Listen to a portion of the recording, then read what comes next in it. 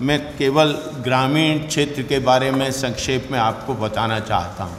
आप सब जानते हैं दिल्ली में 365 गांव हैं और सारी अनाधिकृत कॉलोनी हो, चाहे झुग्गी झोंपड़ी हो, चाहे ये बड़े वसंत कुंज, साकेत, रोहनी, ये सब किसानों की ज़मीनों पर बने हैं। जमुना पार जहाँ 45 गांव एक शादरा के ब्लॉक से थे, आज गांव की बिल्कुल अपनी जो स्वरूप था वो बिल्कुल ख़त्म हो चुका है।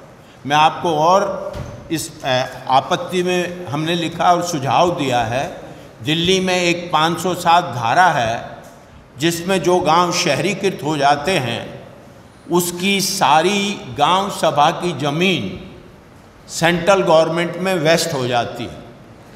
लेकिन आपको जानकर दुख होगा, खुद दिल्ली के 365 गांव में से अभी तक 200 गांव में सीवर की कोई सुविधा नहीं है। हमने अपने इस मास्टर प्लान में दिया है कि दिल्ली से आने वाले करोड़ों लोग यहाँ बस गए हैं, उनकी साकेत, मयू विहार, रोहिणी वो तरक्की हो गई है। दिल्ली के गांव में सीवर नहीं है और पानी के भी केवल ट्यूबवेल हैं। कोई जमुना से जो सप्लाई होती है वो अभी तक गांव में नहीं है।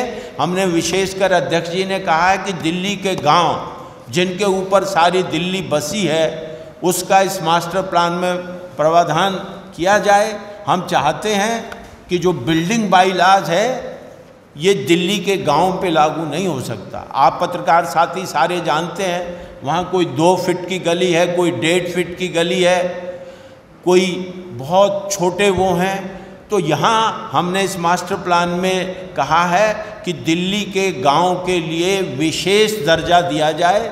आज तक उनकी गांव सभा की अरबों रुपए की ज़मीन सेंट्रल गवर्नमेंट ने बनी हुई कॉलोनियों को दे दी, लेकिन वहाँ ना कोई बारात घर बनाया गया, ना कोई खेल कूद का मैदान है, ना मनोरंजन का केंद्र है। इस तरीके से हमने गांवों के बारे में विशेषकर जो दिल्ली के गांव जिनका ऐतिहासिक भूमिका है हर चीज़ में, उनके ऊपर इस मास्टर प्लान में 2041 में कुछ नहीं है।